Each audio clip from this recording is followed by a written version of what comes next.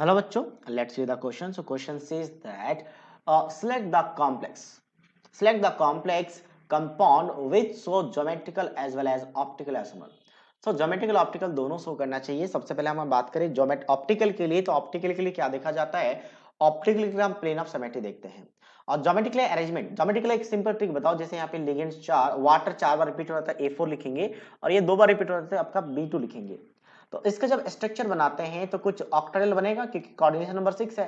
तो coordination number 6 में ऑक्टेनल में जैसा ए को ऑपोजिट में ए रखा, बी का ऑपोजिट में बी रखा और फिर ए का ऑपोजिट में ए, क्योंकि 4 ए है.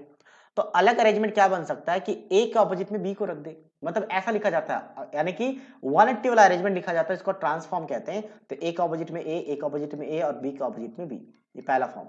दूसरा फॉर्म ए का ऑपोजिट में बी अगर रख दे, फिर से ए का ऑपोजिट में बी में रख दे और दो ए आपस में ऑपोजिट, तो ये दूसरा फॉर्म बन गया. तो मतलब अगर ऐसा कोई कंडीशन पॉसिबिलिटीज है कि एक अरेंजमेंट को चेंज करके दूसरा अरेंजमेंट बनाया जा सकता है, तो वो ज्योमेट्रिकल आइसोमर को शो करेगा. तो पहला तो ज्योमेट्रिकल आइसोमर शो कर रहा है. ऑप्टिकल की बात करते हैं तो ऑप्टिकल में यहाँ पे प्लेन ऑफ सिमेट्री है. प्लेन ऑफ सिमेट्री कैसे? एग्जैक्टली यही है. तो मॉलिक्यूल्स का कट करेंगे तो ये 4 मॉलिक्यूल्स कट हो जाएंगे. ए का मेरे में यहाँ पे नीचे ए है, तो मॉलिक्यूल्स कट हो गया, प्लेन ऑफ सिमेट्री. और प्लेन ऑफ सिमेट्री होगा तो ऑप्टिकली इनएक्टिव होगा, मतलब ऑप्टिकल आइसोमर शो नहीं करेगा. ठीक है, ऑप्टिकल शो नहीं करेगा, ज्योमेट्रिकल कर रहा है तो ये आंसर में नहीं आएगा. सेकंड की बात करते हैं ईएन. तो एन अगर हम बात करें हॉल थ्राइस, तो ये क्या होता है? इसमें प्लेन ऑफ सिमेट्री नहीं होता, बट डिफरेंट अरेंजमेंट नहीं बनेगा. डिफरेंट अरेंजमेंट कैसे? जैसे निकेल है, तो निकेल की बात करें तो आपका एन इथाइलिन डायमीन होता है, बाइडेंटल लिगेंड्स है, और बाइडेंटल लिगेंड्स हमेशा 90 डिग्री पे कनेक्टेड होता है, ये ध्यान रखना है. तो 90 पे कनेक्ट करने की कंडीशन है. तो इसमें कोई प्लेन ऑफ सिमेट्री नहीं है, इसलिए ये ऑप्टिकल आइसोमर शो करेगा. लेकिन अब इस ईएन का अपोजिट में ईएन है, यहाँ पे ईएन का अपोजिट में ईएन, तो नया अरेंजमेंट नहीं बना सकते. जैसे ए का ऑपोजिट में ए था, हम बी को यहाँ पे लेके आएंगे तो ए का ऑपोजिट में बी बन जाएगा.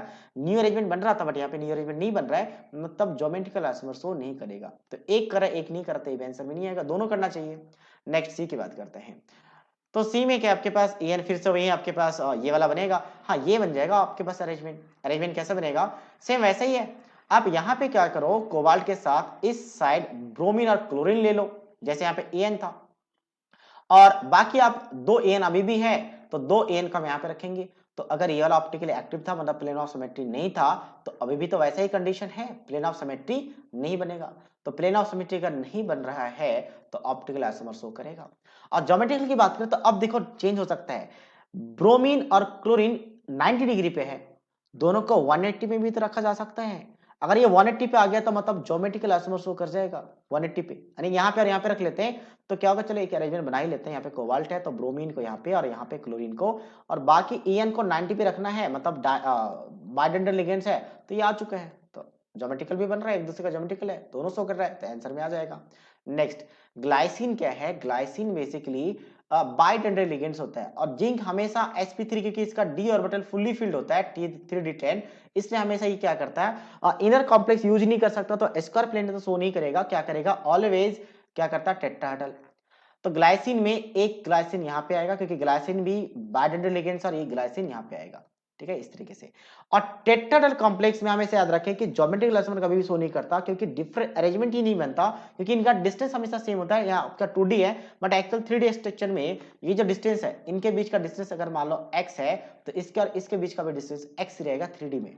तो that means geometric isomer possible नहीं है, तो लास्ट वाले में आंसर नहीं आएगा. So only c is the right answer of this question. So I hope you understood it well. All the best.